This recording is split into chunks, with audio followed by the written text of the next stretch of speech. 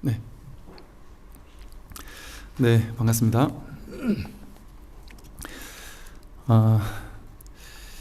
이 하다 보니까 육주단경을 하다 보니까 이제 그 3개월에서 6개월에 끝내려고 했는데 한 9개월 3 정도 해가지고 조금 더 해야 되지 않을까 하는 생각이 드네요. 그래서 일단 하는 데까지 한번 해보도록 그렇게 하겠습니다. 좀 진도 나가는 게 목적이 아니라 공부를 하는 게 목적이니까 그렇게 하도록 하겠습니다.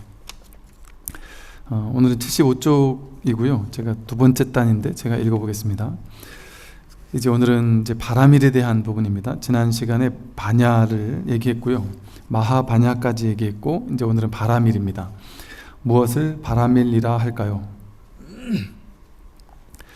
이것은 인도의 말로서, 여기 말로는, 중국 말로는 도피안, 즉 피안에 이른다 라고 하고, 그 뜻은 생멸에서 벗어난다는 의미입니다.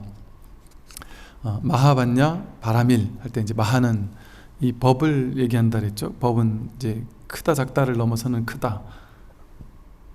바냐는 이제 지혜를 설명한다 그랬고, 오늘 이제 이 바라밀인데요. 바라밀은 인도말로 이제 도피안, 피안에 이른다, 피안으로 건너간다, 이제 이런 뜻이에요. 그것은 이제 쉽게 말하면 생멸에서 벗어난다는 뜻이다. 이 언덕이 있고 이제 저 언덕이라고 이렇게 방편으로 설명을 하는 거죠.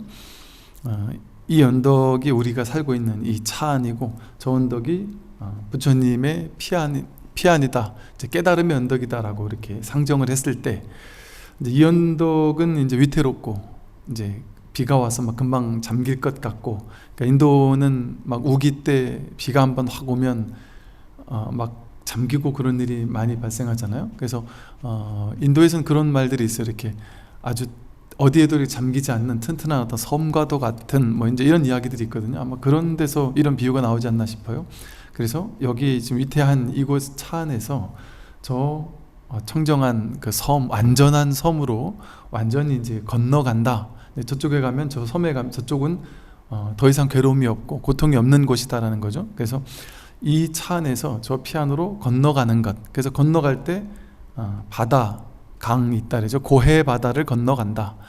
그래서 이 고해 바다를 건너가야 되다 보니까, 건너간다는 방편을 썼을 때 이제 배를 타고 가잖아요. 그래서 타고 가는 배를 많이 태워서 가면 이제 대승이라고 부르고, 혼자 타고 가는 배를 타고 간다 이러면 이제 소승이라고도 부르고, 또 뭐 성문승, 법문을 듣고 깨닫는다 이럴 땐 성문승, 또 홀로 연기법을 깨달아서 스스로 깨닫는다 했을 때 연각승, 또 이제 이타행을 통해서, 보살행을 통해서 깨닫는 것을 이제 보살승. 그래서 뭐 성문승, 연각승, 보살승 이런 식의 표현도 이 바라밀다라고 하는, 바라밀이라고 하는 이 건너간다라는 어떤 개념에서 나온 용어입니다. 그래서 이 바라밀 혹은 이제 바라밀다이고, 또 뭐 파라미타라고도 하죠. 그래서 이 바라밀은 저 깨달음의 언덕에 이른다라는 그런 뜻이고, 그것은 곧 생멸에서 벗어난다는 뜻이다. 이제 이 다음 부절을 보면요, 경계에 집착하면 생멸이 일어나서 마치 물 위에 물결이 일어나는 것과 같으니 이것을 차안이라고 합니다. 경계에서 벗어나면 생멸이 없으니 마치 물이 언제나 막힘없이 흐르는 것과 같아서 이것을 피안이라고 합니다. 그러므로 바라밀이라 이름합니다 했어요. 여기가 차안이고 저쪽 어디 가면 피안이 따로 있을 줄 알았단 말이죠. 공간적으로 어떤 차안과 피안이 어떤 공간적인 그 구역을 달리하는 것인 줄 알았는데 그게 아니라는 거죠. 피안은 도대체 어디 있을까? 또 정토? 극락세계는 도대체 어디 있을까?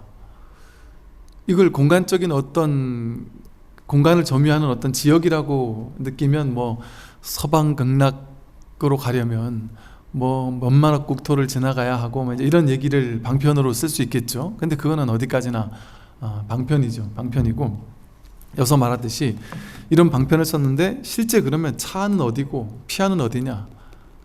이 차안이 우리 사는 중생세간이고 피안은 이제 부처님의 세계라고 봤을 때 무엇이 차안이고 무엇이 피안이냐?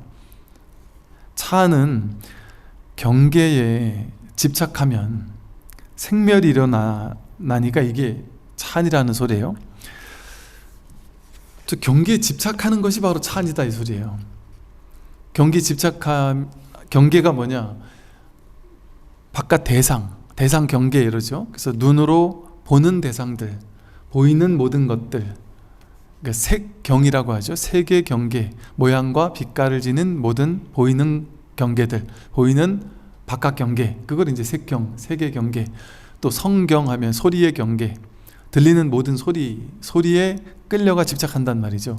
그러니까 우리가 중생인 이유는 차 안에서 괴로움의 고통의 바다에서 허덕이는 이유는 눈으로 볼 때 보이는 경계, 대상 경계, 색경에 집착하면 생멸이 일어난단 말이에요. 이게 되게 중요한 얘기예요. 이런 그 경전이나 어록이나 이런 것들을 보면요, 이렇게 한마디 말들이 우리가 언뜻 확 다가오지는 않겠지만 제가 이렇게 강의를 해보면 이것도 또 본별인데, 이제 제가 이렇게 이제 제가 쓴 글들을 이렇게 읽어보면 그냥 이렇게 딱 읽으면 바로바로 이렇게 누구나든지 눈에 들어오고 이해가 바로바로 되기 쉽도록 이제 글을 썼다면 이제 깊이 있는 맛이 좀 덜할까? 이제 제 스스로 제가 쓴 글이지만, 그런데 그래서 제가 쓴 글을 가지고 짤막짤막한 제가 쓴 글을 가지고 강의를 해보기도 했었거든요. 별 재미가 없어요. 근데 제가 쓴 거 가지고 제가 강의를 하니까. 그런데 이 경전이나 어록을 이렇게 읽어보면요, 이거 참 그 한 줄 한 줄에 정말 그 깊이가 있습니다. 즉, 이 엄청난 말씀을 어떻게 이 단순한 한 줄에 탁 이렇게 해놨을까? 물론 이제 일반인들이 보기에는 확 안 들어올 수는 있겠죠. 이게 도대체 뭔 소리야? 뭔 말인지 도저히 알아먹지 못하겠다 할 수도 있겠지만, 이 경전이나 어록을 보면 참 그 아주 놀랍습니다. 야, 어떻게 이건 정말 그 참 깊은 안목을 가지고 이렇게 썼구나 하는 것들을 우리가 이제 바로바로 알 수가 있죠. 뭐가 중생이고 뭐가 차안이냐 하면, 뭐가 어리석은 중생이냐, 이 경계에 집착하면 생멸이 일어난단 말이에요. 생멸이 일어난다는 거는, 우리는 경계에 집착하는데 무슨 생멸이 일어나지? 이렇게 생각할 수 있죠. 즉, 왜냐하면 우리 입장에서 생멸은 뭐냐면 생겨나고 사라지는 거잖아요. 탄생하고 죽는 거거든요. 생멸이라는 건 생겨나고 사라지는 것들이니까. 그러니까 우리는 어떤 느끼기에 생멸하면 뭔가 엄청난 일이 생기고 사라지거나 뭐 탄생하고 죽거나 뭐 이런 것들만을 생멸이라고 생각을 해서, 생멸은 그 대상 경계에 있는 거라고 생각해요. 이 컵이 짠 하고 탄생했다가, 이 공장에서 컵을 만들면 짝 하고 생했다가 컵을 던져서 깨뜨리면 컵이 멸했구나, 이렇게 이 생멸은 컵 자체에 있지, 이렇게 생각해요. 어떤 사람이 딱 나타났다 이러면 그 사람 부모님이 그 사람을 태어나게 했고, 그 사람이 늙고 병들고 살다가 그 사람이 죽고 나면 그 사람이 멸하는 거지, 이렇게 생각한단 말이죠. 이게 우리가 지금까지 생각했던 생멸이었어요. 근데 그 생멸을 쫓아가면 이건 뭐냐면 바깥 경계에 생멸이 실제로 존재한다라는 망상이죠. 바깥 경계 자체에 생멸이 있다라고 여기는 망상이란 말이죠. 그런데 부처님이 말씀하신 생멸은 그게 아니다. 그래서 이걸 생멸심이라고 부르거든요. 생멸법, 생멸하는 것들, 이렇게 표현을 했단 말이죠. 그럼 뭐가 생멸이냐? 이 바깥에 실제 이게 있는 게 아니라, 여러분 이거 여기 있는 거 아셨나요? 여기 있지만 이거 못 봤다가 제가 지금 이렇게 딱 드니까 이게 딱 여러분 인생에 나타났잖아요, 그죠? 여기 뒤에 누가 했는지 한지공예라고 써 있는 요 낙관까지 이렇게 딱 찍혀 있어요. 뭐 잘하는 분이 만들었나 봐요. 이게 방금 전까지는 없다가 제가 지금 이렇게 들고 이야기를 하니까 이게 이제 딱 우리 인생에 나타났단 말이에요. 여기 있다가 여러분이 강의 처음부터 끝날 때까지 또 몇 번 왔다 갔다 하는 동안 한 번도 이걸 보지 못했다면 분명히 이건 여기 있었지만 내 인생에 없었던 것이죠. 여러분이 아파트에 산다 했을 때, 내가 뭐 한 10층에 산다 했을 때 8층에 누가 사는지, 6층에 누가 사는지, 15층, 20층에 누가 사는지를 거기서 내가 3년, 5년을 살다가 이사를 갔는데도 불구하고 전혀 모를 수도 있습니다. 늘 이렇게 때때로 엘리베이터에서 만나고 그랬는데도 불구하고 그 사람은 내 인생에 전혀 등장하지 않았을 수도 있어요. 그런데 그 사람과 예를 들어 그 사람이 갑자기 그 사람과 어떤 인연을 맺게 됐다. 그 사람이 갑자기 엘리베이터에 탔는데 뭐 맛있는 걸 갖다 주면서 저 몇 호에 살아요 하면서 뭐 친하게 지내지요 뭐 이렇게 얘기를 했다. 그래서 그 사람하고 차라도 한잔 마시고 집에도 놀러 가고 이런 사이가 됐다. 그러면서 이제 그 사람이 내 인생에 등장하는 거거든요. 근데 이때 그 사람이 내 인생에 딱 등장한단 말이에요. 탄생한단 말이죠. 생한단 말이에요. 그 사람이 원래부터 있던 사람이라고 우리는 생각을 하지만 우리 인생에는 내가 그 사람이라는 경계를 취했을 때 그 사람이 내 인생에 등장하기 시작한다. 나는 취하지 않는데요. 그냥 친해진 건데요. 이렇게 생각하지만 사실 친해졌다라는 것 자체는 그 대상 경계를 내가 취하는 마음이 생겼다라는 거예요. 예를 들어 어떤 그 아줌마를 만났는데 보니까 좀 사람이 좀 이상한 것 같다거나 너무 이기적인 것 같다거나 내가 저 사람하고 별로 친해지면 안 되겠다라는 생각이 들었다거나 나한테 전혀 도움도 안 되고 저 사람하고 괜히 엮여서 안 좋겠다라는 생각이 든다면 우리는 그 사람하고 인연을 맺지 않아요.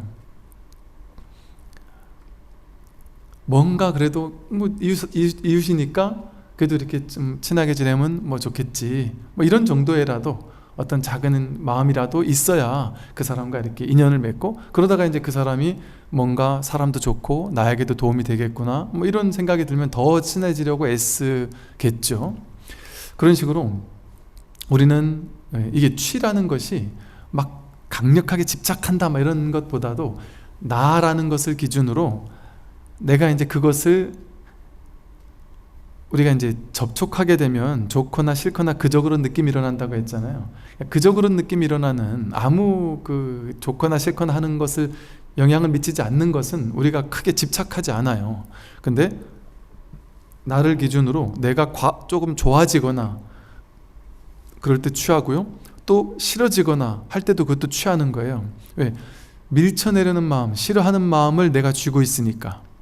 이것도 이제 취라는 거죠. 그래서 이렇게 경계를 취하려 할 때, 좋아하거나 싫어하려 할 때, 분별해서 좋다 싫다라고 분별해서 좋은 건 집착하고 싫은 건 거부하려는 취사, 간택심을 일으킬 때 그 존재가 내 인생에 비로소 탄생한단 말이죠. 그냥 아무 일이 없다가 어떤 사건이 갑자기 내 인생에 탄생하죠. 이 안이비설신의 색성형 미촉 법이라고 6가지 경계가 있다 그랬잖아요. 예를 들어 우리가 가만히 앉아 있다가 가만히 별 생각 없이 그냥 편안하게 이렇게 있다가 문득 머릿속에서 한 생각이 일어나서 야, TV를 보다가 아니면 신문을 보다가 스마트폰을 이렇게 검색하다가 어떤 사람이 어떤 병이 들어서 뭐 사고가 났다 이런 기사 한 줄을 보고서는 문득 한 생각이 일어난단 말이에요. 한 생각이 일어나서 내가 이러다가 큰 병에 걸리면 어쩌지? 내가 가만히 생각해 보니까 운동도 부족하고 제대로 운동을 안 하니까 몸도 뻐근하고 이러다가 내가 병이 날지 모르겠다 이런 한 생각이 일어났단 말이에요. 그래서 내가 이제부터는 운동하지 않으면 안 되겠구나 한 생각이 일어나면 그래서 그때부터 이제 뭐 걷거나 무슨 헬스장을 끊거나 어떤 행위를 하겠죠. 그죠? 즉 색상의 미촉 법이라는 의식의 대상, 어떤 문득 한 생각, 그게 이제 법경이죠. 의식의 경계. 한 생각이 문득 일어났을 때 그 생각을 취하게 되면 운동해야 되겠다라는 삶이 내 인생에 갑자기 딱 등장한단 말이에요. 어제까지만 해도 난 운동한 생각 자체가 아예 없었어요. 젊고 건강하니까.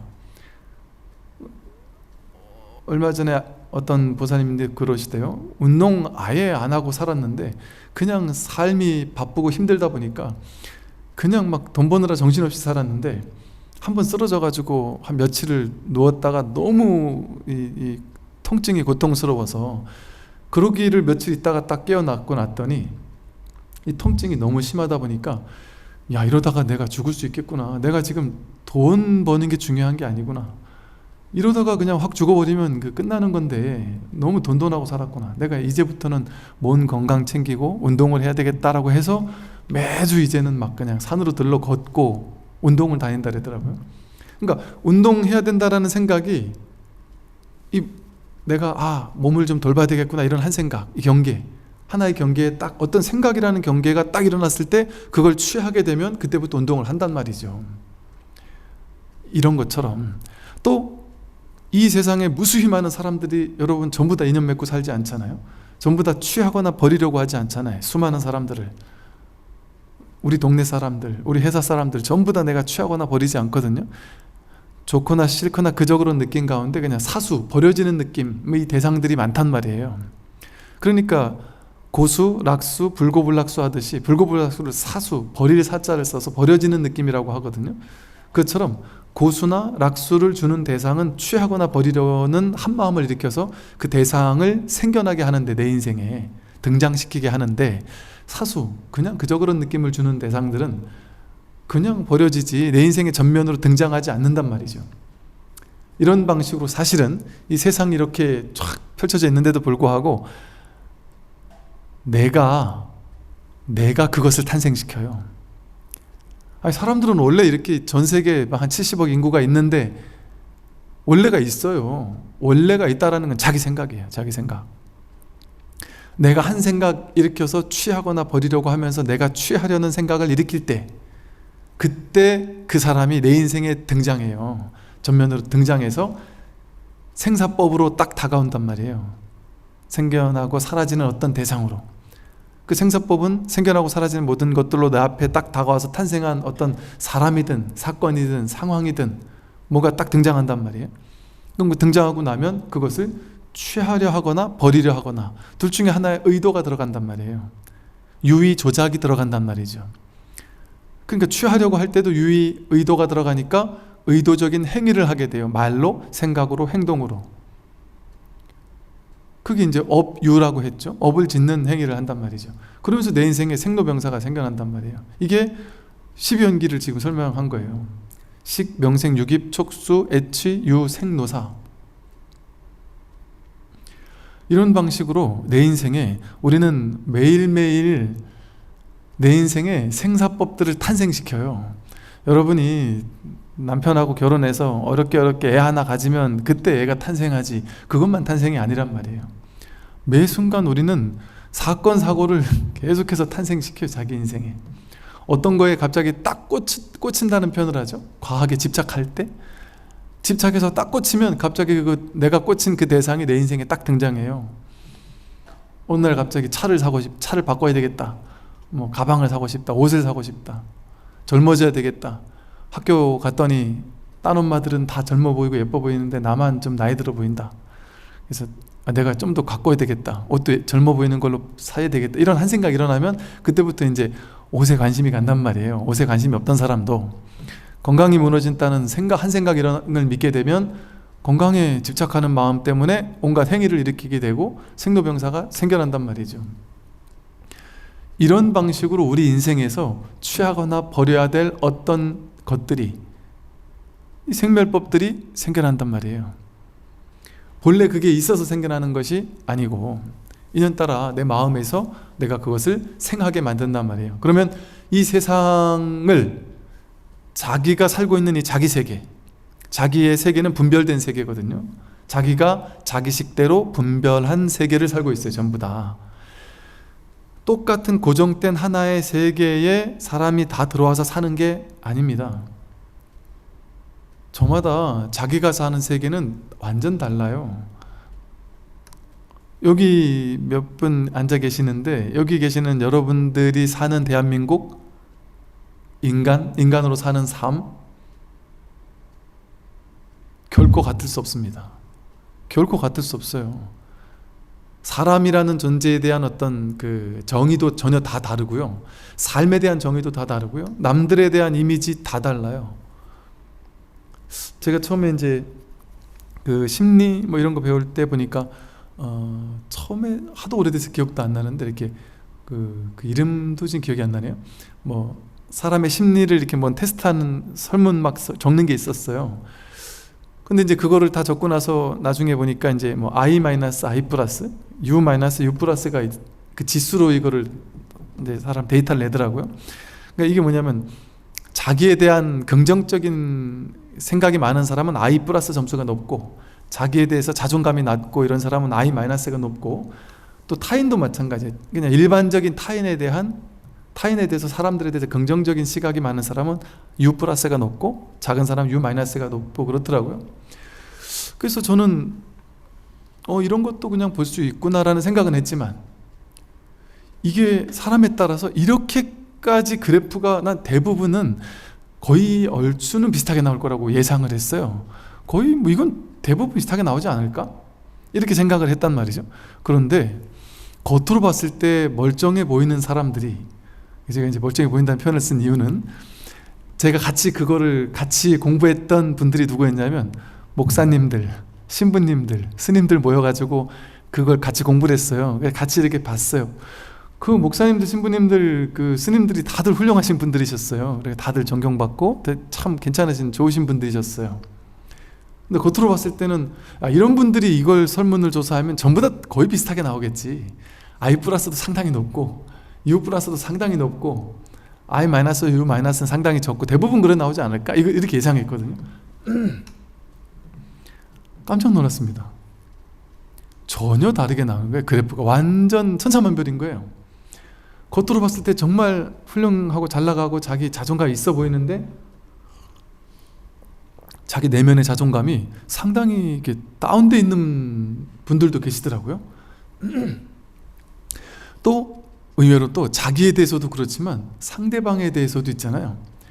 타인들에 대해서도 부정적인, 사람들은 너무 믿으면 안 돼, 뭐 이런 생각 가진 사람들 있잖아요. 사람들은 다 사기꾼이야, 뭐 이런 생각 가진 사람들 있잖아요. 다 자기 이익밖에 생각 안 해. 이런 식의 생각을 해서 타인에 대한 어떤 마음을 닫고 있는 사람들도 의외로 많더란 말이죠.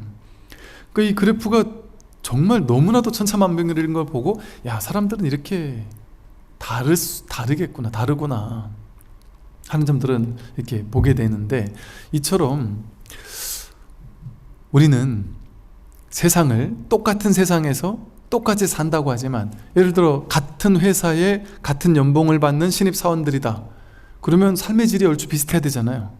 같은 의사다, 같은 선생님이다 이러면 그 경제 수준으로만 본다면, 상황으로만 본다면 행복지수도 비슷할 수도 있을 거예요. 근데 전혀 그렇지 않잖아요. 완전 다릅니다. 똑같은 선생님이라도, 똑같은 공무원이라도, 똑같은 직장에서 똑같은 월급을 받더라도 그 삶의 지수는 완전 다르죠. 세상을 바라보는 관점 완전히 다릅니다. 저는 그 극단적인 보수들과 극단적인 진보들을 옆에서 많이 경험해 보다 보니까 생각이 어떻게 이렇게까지 극단적으로 다를 수가 있지? 그 정말 놀랍더라니까요.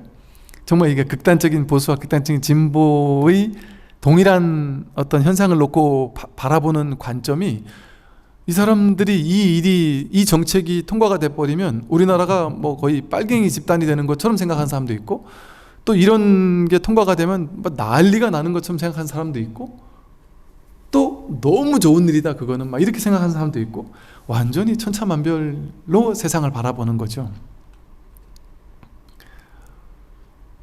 우리는 다 그래요. 불교를 다 좋게 볼까요? 아주 천하에 아주 안 좋은 종교를 보는 사람도 있겠죠. 모든 사람도 마찬가지예요. 어떤 한 사람이 있을 때 그 한 사람이 다 좋게 보느냐? 전혀 안 그렇습니다. 어떤 사람은 그 사람을 너무 싫게 볼 수도 있죠. 부처님도 그 당시 막 죽이려고 자객을 보낸 사람들, 집단들이 있었으니까 눈의 가시처럼 보이는 사람들도 있는 거죠. 이것처럼 우리는 똑같은 세계를 그냥 와서 사는 게 아니란 말이에요. 자기 세계 속에서 살아요. 저마다 정해진 세계에 사는 게 아니고 자기 세계를 자기가 창조하면서 그것이 저 세계와 동일해라고 망상, 착각하면서 내 머릿속에 있는 그 세계와 동일한 세계는 없습니다.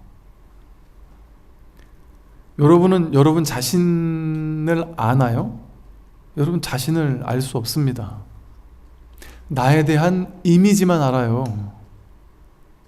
자기는 자기에 대한 이미지를 안고 이미지를 가지고 그 이미지가 나라고 생각해요. 내 이름 석자에 내 이름 석자에다가 나는 어떤 사람이야라는 이미지를 이렇게 덕지덕지 묻혀가지고 그걸 나라고 생각하면서 평생을 사는 거예요. 그게 납니까? 그건 내가 만들어낸 의식이에요. 의식, 분별심, 오온이 덕지덕지 쌓여있는 것을 나라고 착각하면서 그걸 쥐고 사는 거예요. 그러한 내가 있고 그러한 세계가 있단 말이죠. 저마다 자기 안에는. 그러니까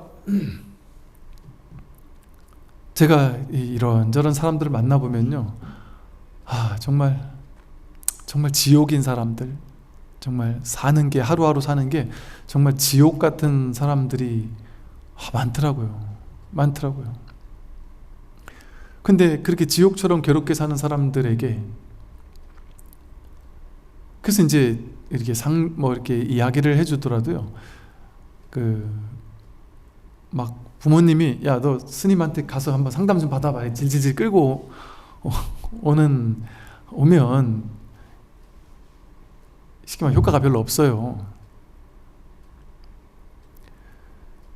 자기가 원해서 정말 내가 한번 마음을 열고 이 법문을 들어봐야지 하는 사람이 아니면 이 법문 효과 하나도 없습니다.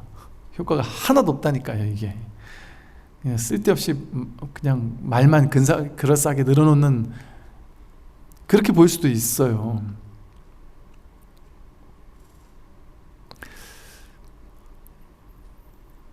이 세상은 정말 자기 안에서 만들어져요. 그래서 그런 정말 너무 괴로워하는 그런 분들과 만나서 대화를 나눠보면, 그냥 이렇게 대화를 좀 나눠보다 보면 이게 분명히 이분은 이게 자기 문제인데, 자기가 만들어낸 문제인데, 그거를 이제 마음이 열린 분들은 그거를 딱 지적해줘서 그것 때문에 괴롭다, 결코 바깥 때문에 괴로운 게 아니다.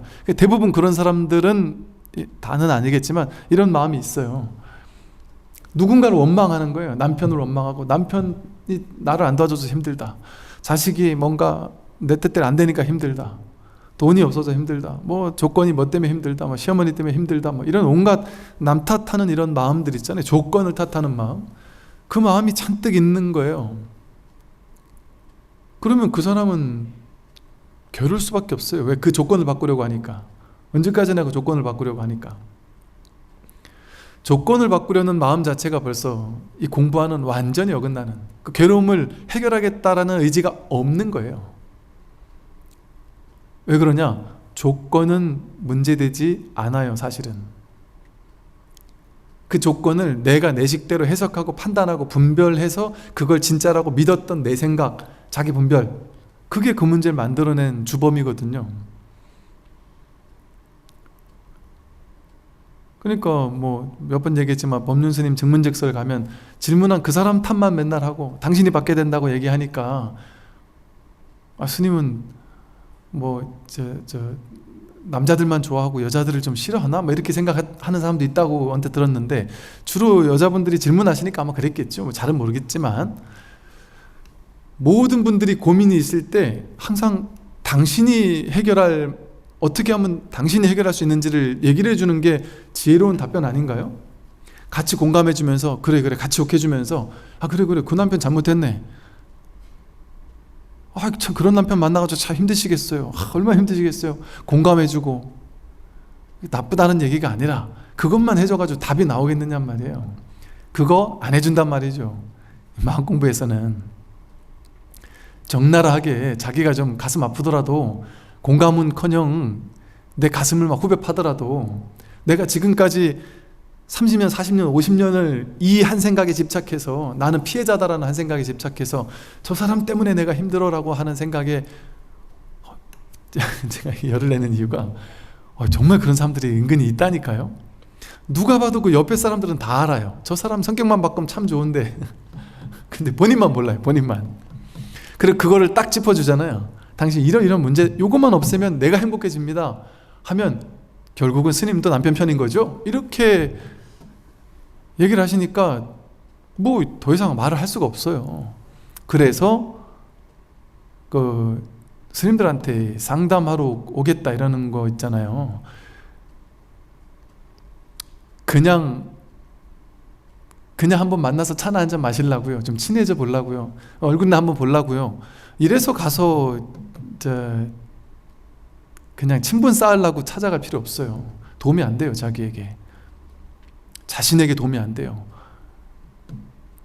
정말 내려놓고 나를 내려놓을 자세가 되어 있을 때 그때 이 공부가 효과를 발휘하는 거지. 자아를 딱 쥐고 있으면서 이거는 놓을 생각 없으면서 괴로움만 없애달라는 거예요. 내가 쥐고 있는 요거는 딱 쥐고 내 괴로움만 쏙 뽑아서 없애달라. 불가능합니다. 나를 내려놓기 전에는. 왜? 나라는 관념, 자아관념이 모든 문제의 시작인데요. 내가 만들어낸 건데 전부 다. 그래서 그 문제의 원인, 근원으로 뛰어드는 자기를 변화시키도록 하는 게 이 마음 공부거든요. 자기 마음을 바꾸는 게 마음 공부잖아요. 자기 마음을 바꾸면 100% 답이 나온단 말이에요. 100%.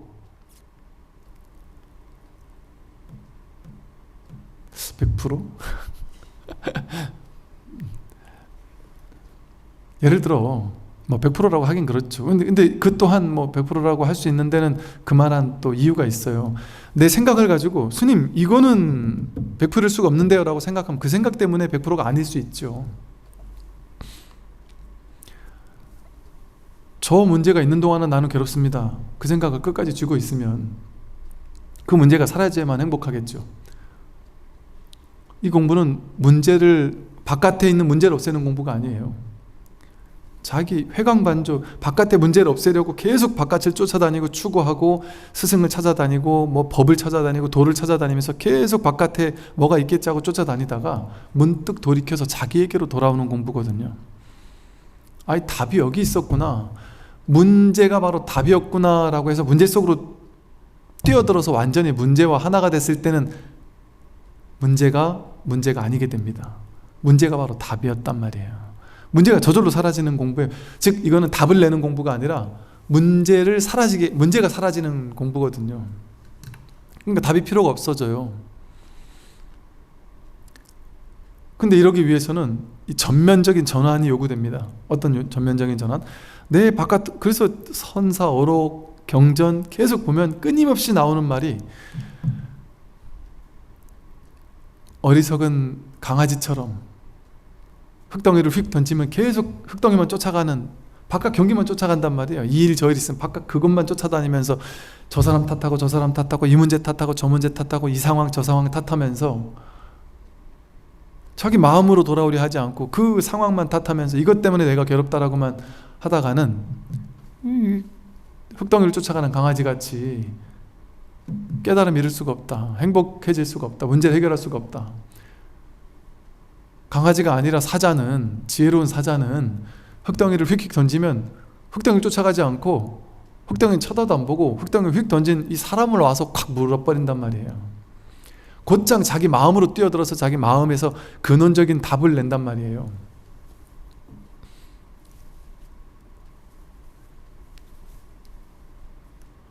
바깥 경계에는 문제가 없습니다.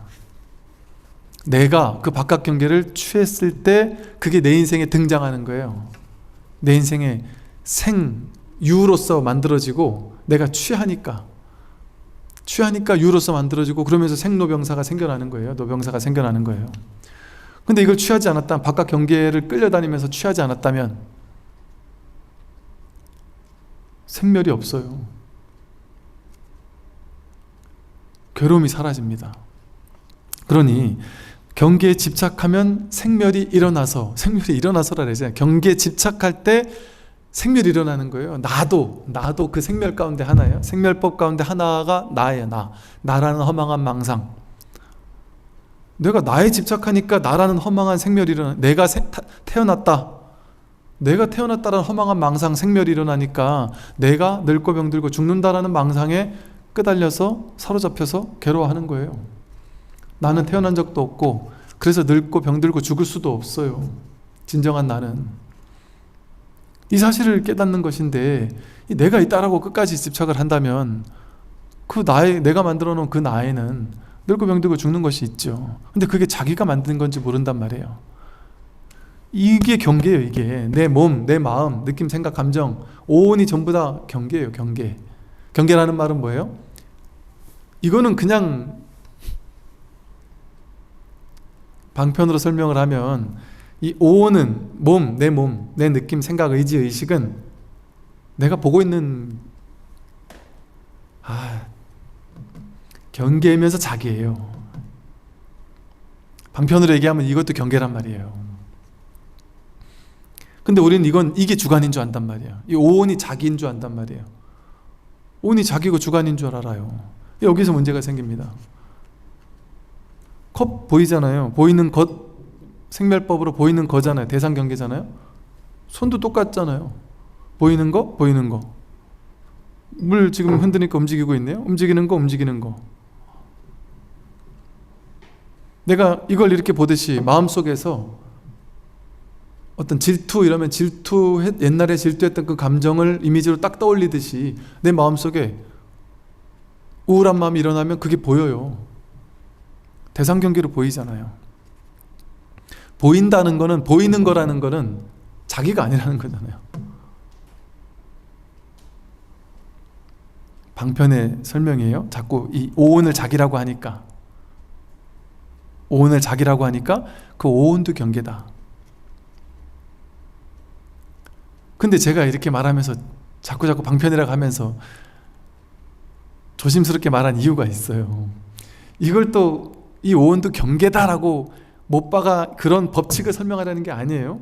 오온을 나라고 주관이라고 착각하는 사람에게 이것도 객관 아니냐라고 방편으로 설명하는 걸 통해서 오온이 주관이라는 생각을 깨뜨려 주고자 하는 거지. 이 오온은 오온뿐 아니라 이 세상 전체가 통으로 하나예요. 통으로 하나. 주관 객관을 둘로 나뉘어지는 게 없단 말이에요. 전체가 하나란 말이에요. 전체가 하나인 이 자리에서는 자기죠. 분별된 시선으로 봤을 땐 주관 객관으로 나누니까, 중생들이 나누니까 그렇지 않다. 이건 주관이 아니다. 따로 떨어진 객관과 따로 떨어진 주관이 아니다. 이 오온은. 우리는 주관이라고 착각하고 있었지만, 이것도 참 안 좋은 방편이지만 굳이 설명을 한다면 이 불성, 본래 면목, 이 본래 면목이 진정한 나고 나머지는 이 본래 면목이 전부 다 보고 있는 거잖아요. 보고 있는 대상에서 나도 보고 있고, 나도 알아차리고 있고, 대상도 알아차리고 있잖아요. 주객을 통으로 알아차리고 있잖아요. 나와 세상을 통으로 알아차리고 있잖아요. 지금 우리가 이 소리를 통으로 그냥 알아차리고 있단 말이에요. 순수한 이 공적 영지심이라는 이 알미 보고, 이것이 듣고, 이것이 생각하고, 숨쉬고, 이것이 다 한단 말이에요. 이 세상 천지를 대기대용으로 굴린단 말이에요. 이렇게 얘기하면 이제 나와 세계를 벗어나서 이것을 운행시키는, 굴리는 또 다른 법신이 있구나, 또 다른 불성이 있구나 라고 방편으로 설명했을 뿐이에요.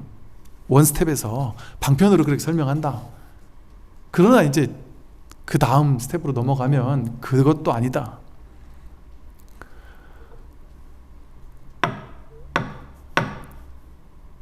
이 소리는 왔다 가지만 이 듣는 놈은 왔다 가느냐, 이렇게 얘기를 했다가 그 다음 스텝에 가서는 듣는 놈이 따로 있느냐, 진짜 여기 듣는 놈이 따로 있는 거냐, 듣는 놈은 따로 없다. 듣는 주인공 불성, 본래 면목이라는 게 따로 있어서 듣는 게 아니다. 그럼 뭐냐, 이거다.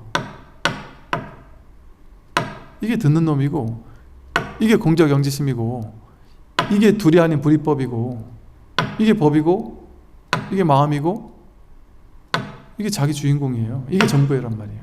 주객기로 나누지 않는. 그러나 이거는 활활 발발하잖아요. 명쾌하잖아요. 분명하잖아요. 이것은.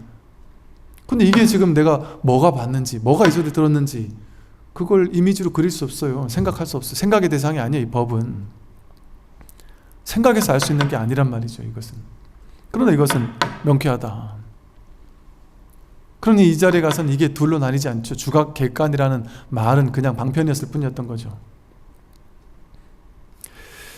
이처럼 경계에 집착하면 생멸이 일어날 뿐이에요. 그러니까 우리는 나에 집착하고 세계에 집착하고 경계에 집착하니까 내 앞에 생겨나고 사라지는 문제가 생겨나고 사라지고, 내가 생겨나고 사라지고, 사람이 존재가 생겨나고 사라지고, 늙고 병들고 죽는 문제가 생겨나고 사라지고, 돈도 생겨나고 사라지고, 명예 권력 지위도 생겨나고 사라지고, 자식도 생겨나고 사라지고, 그 모든 게 진짜 생겨나고 사라지는 걸로 착각한단 말이에요. 그 원인이 어디 있느냐? 경계에 집착하니까. 집착할 경계가 따로 없는데, 경계할 게 따로 없는데, 물 위에 마치 물결이 일어나는 것과 같다. 하나의 물일 뿐인데 그 물결에 하나하나 집착할 필요가 있겠느냐? 그건 그냥 바다 위에 일어난 물결인데, 물결의 모양을 쫓아가서 좋으니 나쁘니 옳으니 그르니 하는 거는, 그건 바로 중생의 삶이다. 그걸 차안이라고 한다. 자기 마음을 차안이라고 한단 말인 거예요. 그럼 피하는 뭐냐? 경계에서 벗어나면 생멸이 없으니 막힘없이 물이 흐르는 것 같아. 그걸 피하니라 한다. 경계에서 벗어나서 생멸이 사라지면, 그러니까 이걸 생멸법, 중생은 생멸법에 구속되어 있지만 깨달으면 불생불멸법이라고 하잖아요. 불생불멸, 무생법인, 본래 태어난 바가 없는, 이게 법의 도장이다. 그러니까 반야심경에서도 불생불멸, 불고부정, 부중불감, 이게 법이라는 거거든요. 본래 태어나는 것도 없고 태어나는 게 없으니까 멸하는 것도 없는 이 자리가 피안이라는 거예요. 여기 어디 피안으로 가라는 공간적인 어떤 곳으로 가라는 얘기가 있습니까? 이게 내 마음의 얘기를 하고 있어요. 마음 공부를 얘기하고 있단 말이에요. 어디로 가는 공부가 아니다. 어디로 가는 공부일 수가 없어요. 그거는 바깥으로 쫓아나가야 되잖아요. 또 가려면 둘로 나뉘어야 되잖아요. 분별이잖아요. 지금은 그런 사람 없겠지만 제가 10년, 20년 전에만 해도 스님들 중에도 유심정토 얘기하는 사람은 다 삿된 사람이다 이렇게 얘기를 하면서, 유심정토 아니다, 마음의 정토 아니다, 실제 정토 있다, 그거 믿지 않으면 그는 스님도 아니다, 중도 아니다, 불자도 아니다, 실제 죽고 나서 가는 정토가 따로 있다.